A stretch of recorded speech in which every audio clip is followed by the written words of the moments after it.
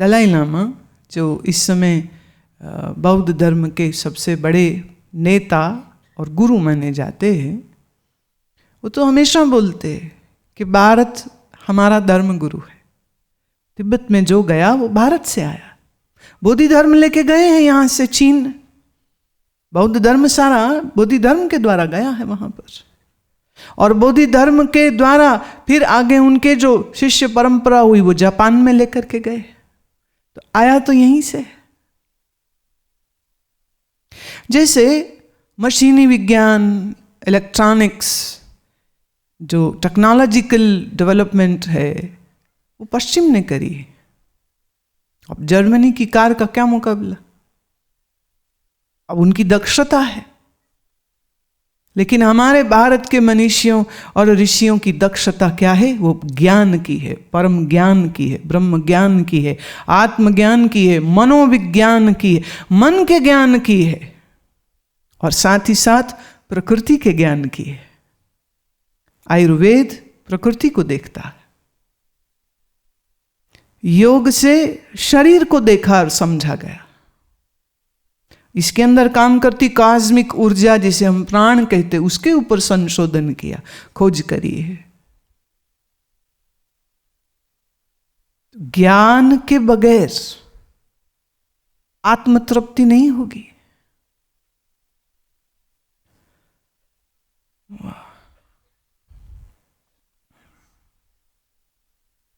हम अपनी आसपास की प्रकृति के साथ आत्मसात हो तो कभी कुछ समय निकाला करो, कभी जाया करो वृक्षों के तले, किसी बगीचे में, किसी जंगल में, किसी नदी किनारे बैठो तो सही। कभी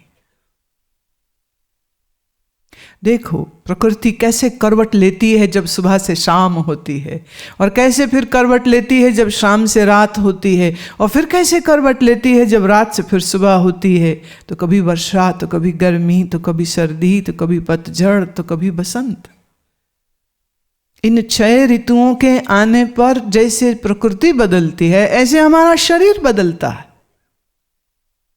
शरीर और प्रकृति के इस बदलाव को आयुर्वेद ने समझा और हमें सिखाया हमको कि भाई इस समय पर ये खान पान में चेंजेस कर लो, ये औषधि ले लो, ये खान पान रखो, स्वस्थ रहोगे, बीमार नहीं होगे। क्यों? आयुर्वेद सिर्फ इसलिए है कि शरीर स्वस्थ होगा तो भक्ति होगी, शरीर स्वस्थ होगा तो योग होगा, शरीर स्वस्थ होगा तो ही ज्ञान के सूत्र, सिद्धांत और उपनिषद और सब पढ़ोगे तुम। You have to be healthy. You have to be strong.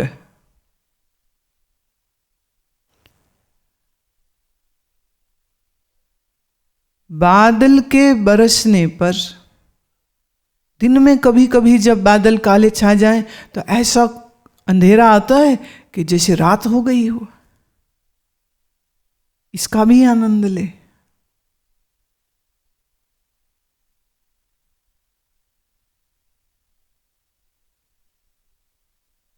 Meera कहती है सावन के इस मेघ ने मेरे मन में कुछ ऐसी भावनाएं जागृत कर दी हैं। सावन में उमग्यो मेरो मनवा, मेरा मन उमग रहा है। उमग रहा है मतलब मेरे मन में प्रेम की हिलोरें आ रही हैं। तुम कहोगे सावन बाहर बरस रहा है, प्रेम इसके मन में क्यों? क्योंकि बाहर और भीतर एक ही तो है। What happens outside will affect us. What happens in us will affect outside. आपका मन दुखी हो तो सारा कुछ सूना सूना लगता है। आपका मन सुखी हो तो किसी की शव यात्रा देख के कहोगे भी बैंड बड़ा अच्छा जा रहा है इनका, पूछो कहाँ का है ये बैंड। किसी का बुढ़ा मर गया, बैंड चल रहा है उसके आगे। मूड अच्छा है ना, मन खुश है। कोई बूढ़ा मरे तो बैंड बाजा बजता है। क्या बोलते? सोने की सीढ़ी चढ़ गए। जाने कौन सी सोने की सीढ़ी, कौन सा स्वर्ग मिलने वाला है। खाली पोते का बच्चा आगे हो गया, पड़पोता हो गया तो बोले सीढ़ी चढ़ गए। कैसे कैसे अज्ञान तुम लोगों ने पाल के रखे, कैसी कैसी भूलें आप करते रहते हो। थोड़ा मन को तो संभालिए, थोड़ा मन को तो संभालिए, और ये जानिए जब मन सुखी तो बाहर सब अच्छा लगता है, जब मन दुखी हो तो कोई अच्छा नहीं लगता। मेरे एक जानने वाले उनके बड़ी प्यारी बहन थी, उम्र तो बड़ी थी दोनों की, तो फोन आया कि उनकी डेथ हो गई। तो उनको कहा कि आपकी बहन सुरजीत मर गई। तो कहते तो मैं क्या करूं, मेरे अपने घुटने दुख रहे हैं, मैं क्या करूं।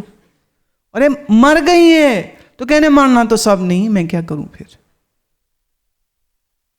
मेरे घुटने दुख रहे, मैं क्या करूं।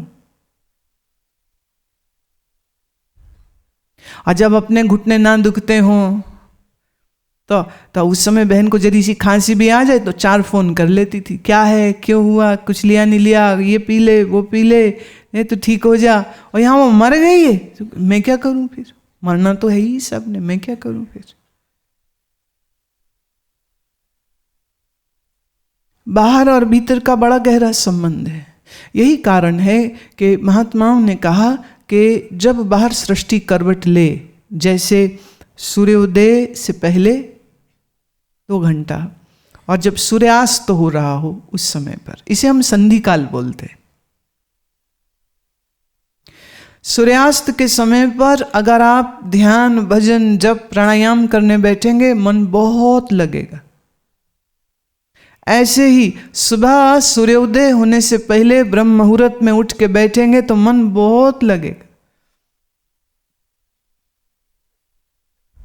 कारण कुछ परिवर्तन हो रहा है बाहर, वही परिवर्तन हमारे मन को भी प्रभावित करता है और हमारे शरीर में भी उसका प्रभाव होता है।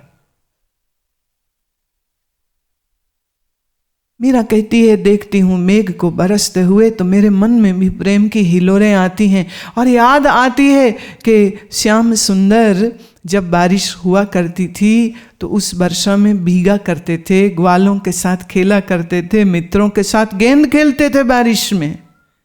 देखी बारिश, याद कृष्णा रहे।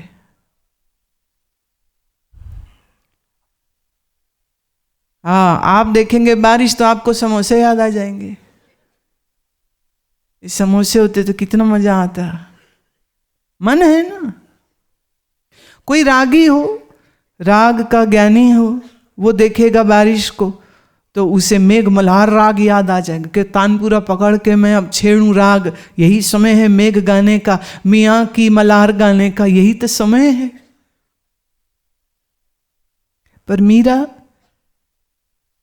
देखे बादल देखे बारिश तो कहती है, सावन में उमग्यो मेरे मनवा भनक सुनी हरि आवन की। ऐसा लगता है जब गरजते हैं ना बादल तो ऐसा लगता है जैसे वो संदेश दे रहे हैं, श्याम आ रहे हैं, वो आ रहा है, वो आ रहा है दर्शन देने। भनक सुनी एक भाप सी होती है। I feel that instinct that my Krishna is just going to give me the divine दर्शन।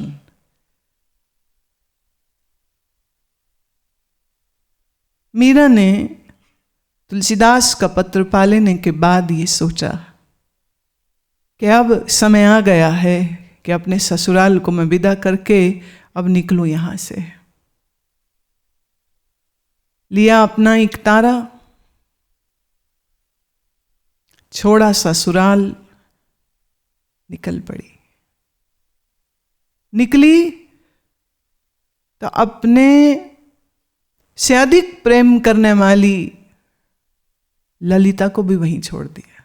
ललिता को भी अब साथ नहीं लिया, क्योंकि जो दुनिया छोड़ने का निर्णय कर लेते हैं वो अपने साथ साथियों को नहीं इकट्ठा करते हैं, वो साथियों को छोड़ ही देते हैं। फिर अब निकली है तो चलती है पैदल, जाना है अपने पिता के घर तलक। तो अब चलती है तो देखो, पहले रोक टोक थी ना, तो अब तो सब बंधन खुल गए। बेबाक होके गाती है, हरि कीर्तन गाती है, हरि कीर्तन गाती है, एक तारा बजाती है।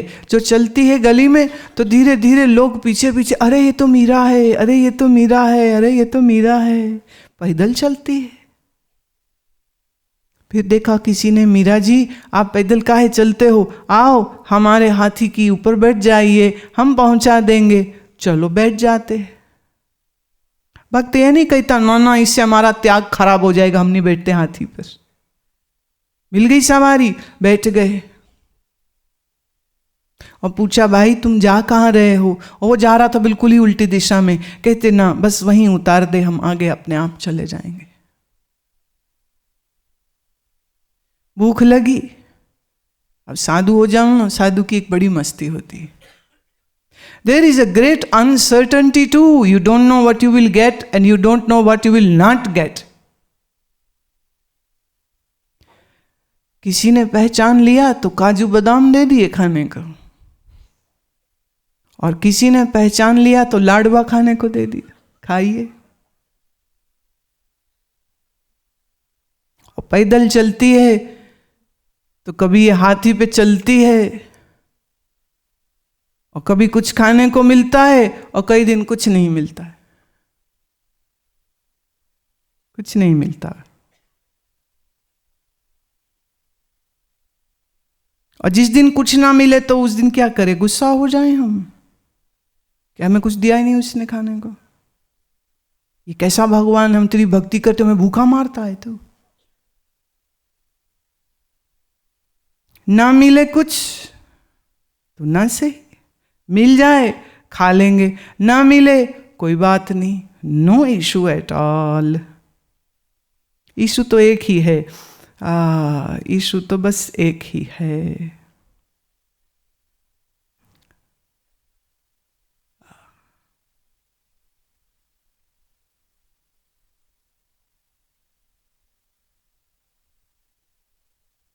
प्रेम का पाठ पढ़े हैं हम, प्रेम का गीत गाएंगे हम, प्रेम के राग अलापेंगे हम, तेरा नाम बाँचेंगे हम, करेंगे अब फकीरी, न दुनिया से करेंगे दोस्ती, तेरे नाम पे जिएंगे और तेरे नाम पे मर जाएंगे हम।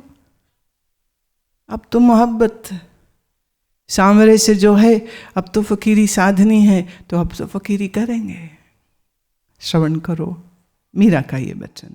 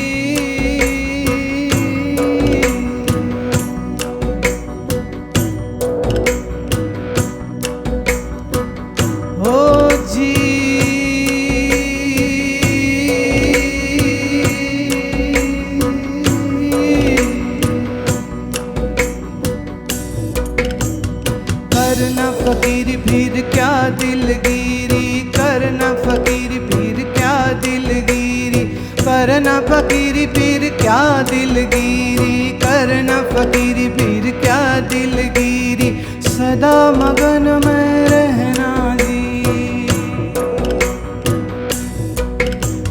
सदा मगन में रहना जी। करना फकीरी फिर क्या दिलगिरी, करना फकीरी फिर क्या दिलगिरी, सदा मगन में रहना जी, हे सदा मगन में रहना जी।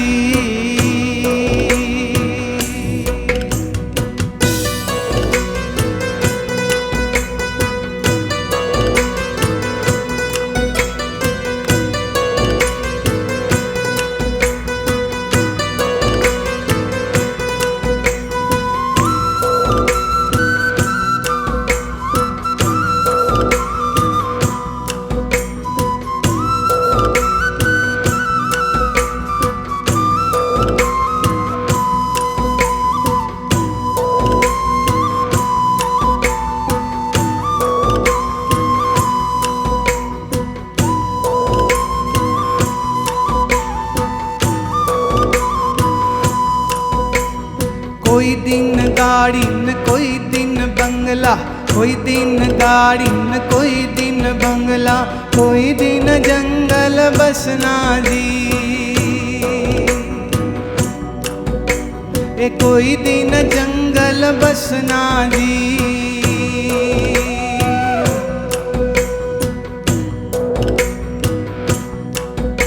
ए कोई दिन हाथी न कोई दिन घोड़ा, कोई दिन हाथी न कोई दिन घोड़ा, कोई दिन पैदल चलना जी। ए कोई दिन पैदल चलना जी। करना फकीरी फिर क्या दिलगिरी, करना फकीरी फिर क्या दिलगिरी, सदा मगन में रहना जी। सदा मगन में रहना जी। करना फकीरी फिर क्या दिलगिरी, करना फकीरी फिर क्या दिलगिरी। दिलगिरी मतलब नखरा, कोई नखरा नहीं, जहाँ चाहे लेटा जहाँ चाहे बैठा, कोई मान नहीं कोई अपमान नहीं। करना फकीरी फिर क्या दिलगिरी, करना फकीरी फिर क्या दिलगिरी, सदा मगन में रहना जी।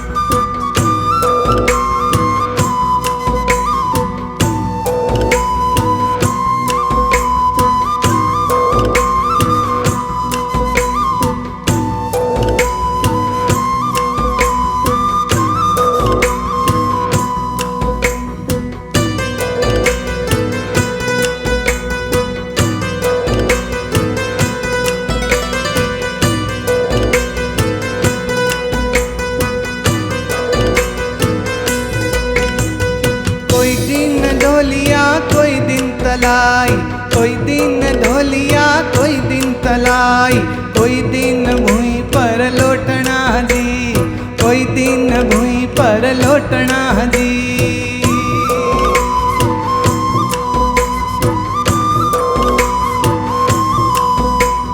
मीरा कहे प्रभु गिरधर नाग, मीरा कहे प्रभु गिरधर नाग, आए पड़े सो सहना जी।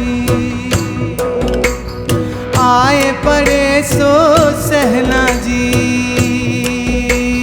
करना फकीरी करना फकीरी, करना फकीरी, करना फकीरी, करना फकीरी, करना फकीरी, करना फकीरी फिर क्या दिलगिरी।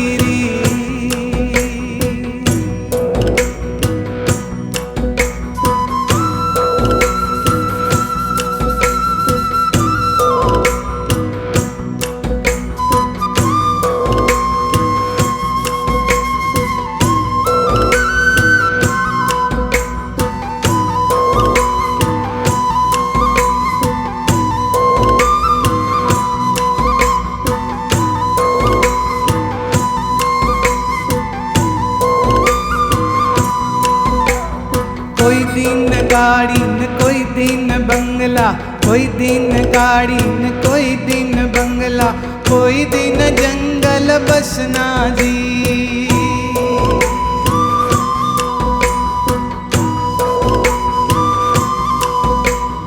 कोई दिन गाड़ी न कोई दिन बंगला, कोई दिन गाड़ी न कोई दिन बंगला, कोई दिन जंगल बसना जी, कोई दिन जंगल बसना जी।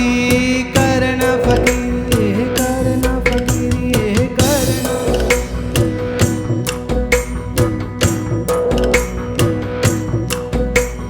करना फकीरी फिर क्या दिलगिरी, करना फकीरी फिर क्या दिलगिरी, सदा मगन में रहना जी, सदा मगन में रहना जी, सदा मगन में रहना जी।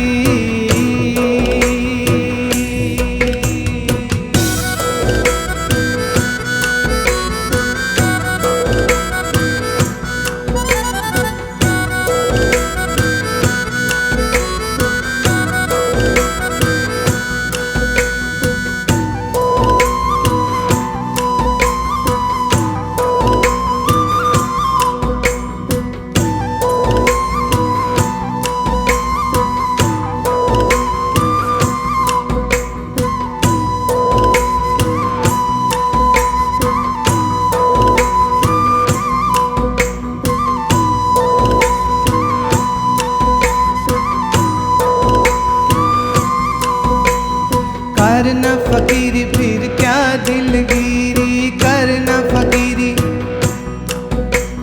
करना फकीरी, करना फकीरी, करना फकीरी फिर क्या दिलगिरी, करना फकीरी फिर क्या दिलगिरी। सदा मगन में रहना जी, सदा मगन में रहना जी, करना फकीरी, करना फकीरी, करना फकीरी फिर क्या दिलगिरी, करना फकीरी फिर क्या दिलगिरी। सदा मगन में रहना जी, सदा मगन में रहना जी, सदा मगन में रहना जी, सदा मगन में रहना जी।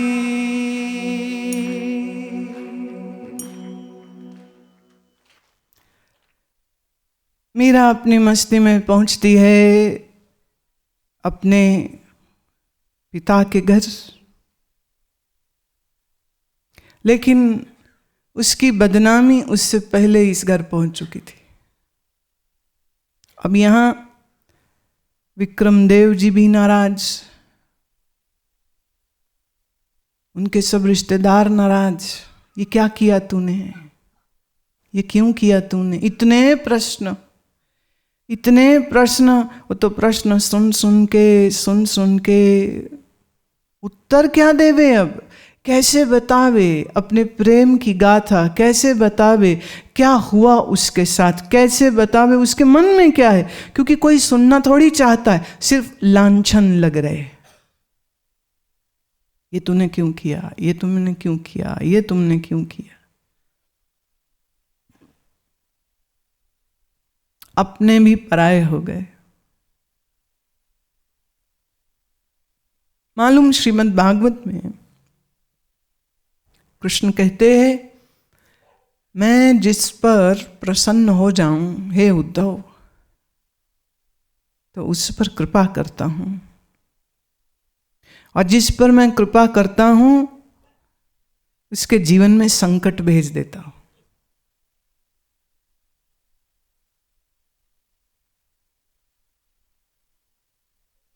इस बात को आज बड़े ध्यान से सुन लेना। ये जो तुम राग अलापते रहते हो ना, भगवान हम पे कृपा करो, इस कृपा का अर्थ क्या होता है ये भी समझ लो। भगवान कृपा करें तो प्रभु कहते हैं मैं उसके जीवन में संकट भेज देता हूं, क्योंकि जब संकट और दुख आते हैं तो अपने भाग जाएंगे, तुम्हें छोड़ जाएंगे। और दुख में इंसान कहीं बाहर नहीं घूमने जाता, पार्टी में नहीं जाता, रिश्तेदारों के नहीं जाता, क्योंकि रिश्तेदार तो भाग जाएंगे उसको छोड़ के मुसीबत में, हो रह जाएगा अकेला और मन होगा दुखी, तो क्या करेगा, भजन ही तो करेगा। फिर और अधिक कृपा करूं किसी पर, ज्यादा मेरे से प्रेम कर रहा है और उसका उद्धार करने की इच्छा मेरे में आ जाए, तो मैं उस पर इतने दुख संकट डाल दूंगा कि वो मेरे अलावा किसी को अपना नहीं कह सकेगा, कोई बचेगा ही नहीं। मित्र संबंधी सब छोड़ जाएंगे, दुख संकट सब ओर से आ जाएंगे, कोई प्यार नहीं करेगा, कोई पूछेगा नहीं, कोई हमदर्दी नहीं दिखाएगा, कोई मोहब्बत नहीं करेगा, कोई सहायता नहीं करेगा। ये प्रभु की अपार कृपा की निशानी होती है। मीरा का जीवन सुन सुन के कईयों के मन में ये बात आई कि वो इतनी भक्ति करती है और उसके जीवन में इतना संकट क्यों। संकट तो प्रभु की कृपा है, और ये कृपा उसके ऊपर बरस रही है। पहले ससुराल वालों ने दुर्व्यवहार किया, लोक समाज ने उंगली उठाई, और अब घर वाले।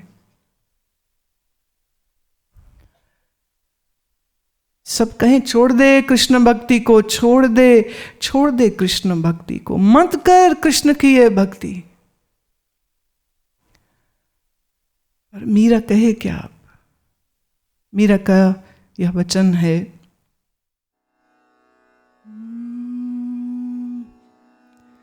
गली तो चारों बंद हुई है, मैं हरि से मिलूं कैसे जाए, मैं हरि से मिलूं कैसे जाए, मैं हरि से मिलूं कैसे जाए। गली तो चारों बंद हुई है, मैं हरि से मिलूं कैसे जाए, मैं हरि से मिलूं कैसे जाए, मैं हरि से मिलूं कैसे जाए। ऊंची नीची राह कटीली पाँव नहीं ठहरा, सोच सोच पग धरूं जतन से, बार बार डिग जा।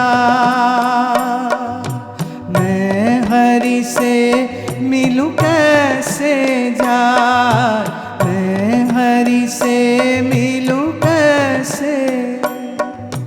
गली तो चारों बंद हुई है, गली तो चारों बंद